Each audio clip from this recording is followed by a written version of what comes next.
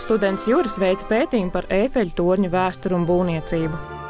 Lai iegūtu plašu informāciju, pavadīja garas stundas bibliotekā un rūpīgi pārlapoja katru grāmatu un laikrakstu. Viņš pat nenojauta par gaidāmajām pārmaiņām. Tikmēr Rīgas centrā starp grāmatu un nodzeltējušu laikrakstu kalniem Latvijas Nacionālās bibliotekas krājuma speciālisti cītīgi aplūko unikālos krājumus un restaurātori atjauno laika zobes kartos darbus. Pēc rūpīgās laikrakstu un grāmatu apstrādes vērtīgie krājumi ar mīlestību un rūpēm salikti kastēs, mērot ceļu uz vietu, kur tos ieskenēs. Arī skenēšanas process ir laikietilpīgs, izmantojot vislabākās kvalitātes skenerus. Katra grāmatas un avīzes lapas puse tiek ieskenēta, bet Jurim šie materiāli vēl nav pieejami.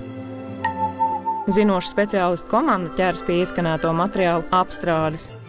Tekstu sadalīšana zonās, virsrakstu atpazīšana, metadatu pievienošana un citi apstrādes darbi ļauj atrast nepieciešamo informāciju, ievadot atslēgas vārdus.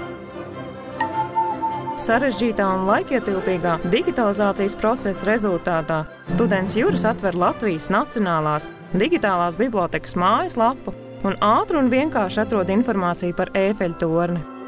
Jura pētījums izdodas izcils.